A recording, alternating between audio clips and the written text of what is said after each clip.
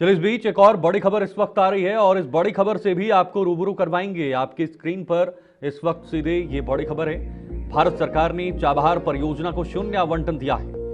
Chabahar परियोजना को शून्य आवंटन 2024-25 में 400 करोड़ खर्च, 25-26 में 400 करोड़। लेकिन इस बार बजट में कैपिटल और रेवेन्यू आउटले दोनों शून्य है। फिलहाल इस बजट में कुछ भी ऐड नहीं किया गया। ईरान पर प्रतिबंध और क्षेत्रीय तनाव का असर देखने को मिल रहा है और भारत की रणनीति में टैक्टिकल पॉज, स्ट्रैटेजिक विथड्रॉल नहीं है। ईरान संकट, प्रतिबंध और वेस्ट एशिया तनाव का असर देखने को मिल रहा है, क्योंकि ईरान में एक बहुत बड़ा असर देखने को मिला था। इसको लेकर भारत सरकार ने चाबहार परियोजना को शून्य आवंटन दिया है। शून्य आवंटन मतलब कोई भी आवंटन नहीं है, कोई भी पैसा इसके लिए खर्च नहीं होगा। 2024-25 में 400 करोड़ किया गया था, 25-26 में भी 400 करोड़ खर्च किया गया था। लेकिन इस बार फिलहाल कैपिटल और रेवेन्यू आउटले दोनों शून्य किए गए हैं। ईरान पर प्रतिबंध और क्षेत्रीय तनाव का असर है, क्योंकि ईरान पर कई तरह के प्रतिबंध लगाए गए हैं। अमेरिका की तरफ से भी कई प्रतिबंध लगाए गए हैं। ऐसे में जो इकोनॉमिक गतिविधि है, इकोनॉमिक एक्टिविटीज हैं, वो ना हो पाना ही भारत का इस बजट में ना आवंटन देने का बड़ा कारण हो सकता है। ये सोचकर ही ये हो सकता है। हालांकि ट्रंप ने एक बयान देकर फिर से सनसनी खड़ी कर दी है भारत के सामने कि भाई भारत अब ईरान से तेल खरीदेगा नहीं, वेनेजुएला से तेल खरीदेगा। तो कुल मिलाकर ये तमाम चीजें जो भारत सरकार लगातार ध्यान में रखकर आगे का कदम बढ़ा रही है, विदेश नीति बढ़ा रही है। और इसी को देखते हुए आज के बजट का प्रारूप भी वित्त मंत्री निर्मला सीतारमण की तरफ से पेश किया गया। इस बजट में छोटे मोटे लोगों के लिए भी काफी राहत दी गई है। हालांकि टैक्स स्लैब में कोई राहत फिलहाल नहीं दी गई है। जो पिछली बार का रिजीम आया था उसी रिजीम पर इस बार भी लोगों को रहना पड़ेगा। 12 लाख तक जो एनुअल इनकम है उसी पर टैक्स जो है वो माफ है। उसके अलावा टैक्स जो है आगे बढ़ेगा।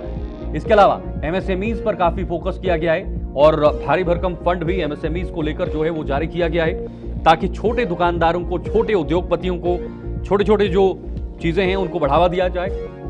इसके अलावा स्टार्टअप्स पर फोकस किया गया है। स्टार्टअप्स जो है वो और बढ़ाए जाएं।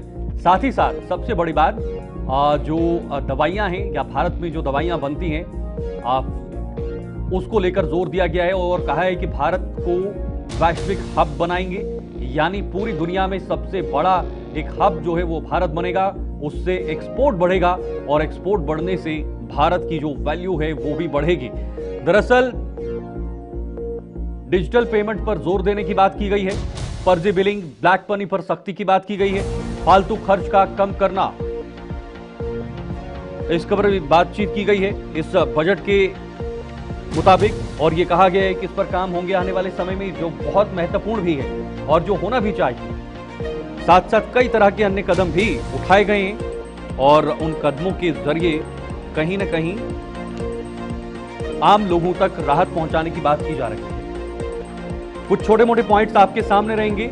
आर्थिक विकास पर फोकस किया गया है। इसमें रणनीतिक अग्रणी क्षेत्रों में विनिर्माण की बात की गई है। चैंपियन एमएसएमई का निर्माण पर जोर दिया गया है। विरासत औद्योगिक क्षेत्रों का पुनर्जीवन की बात की गई है। इंफ्रास्ट्रक्चर को मजबूती पर बढ़ावा मिले, इस पर बात की गई है। दीर्घकालिक सुरक्षा और स्थिरता बनी रहे। इसके अलावा एमएसएमई के निर्माण पर जोर दिया है। केंद्र राज्यों के साथ उच्च स्तरीय समितियों का गठन, 200 विरासत औद्योगिक क्लस्टरों को पुनर्जीवित करेंगे। इसके अलावा एमएसएमई के लिए 10,000 करोड़ की एसएमई विकास निधि प्रस्तावित की गई है। आत्मनिर्भर भारत निधि में 2,000 करोड़ का टॉपअप दिया गया है। ये बहुत बड़ी बात है। आत्मनिर्भर भारत पर जोर दिया जा रहा है, मेक इन इंडिया पर जोर दिया जा रहा है। और सेमीकंडक्टर के क्षेत्र में भारत अब मेक इन इंडिया पर निर्भर हो सकता है। यानी सेमीकंडक्टर, यानी जो पुर्जे हैं सेमीकंडक्टर के क्षेत्र में, मोबाइल्स हैं उनके पुर्जे हैं, बाकी अन्य चीजें हैं, वो भारत में बनेंगी। इसके अलावा चिप्स को भी भारत में बनाने का सपना हो सकता है।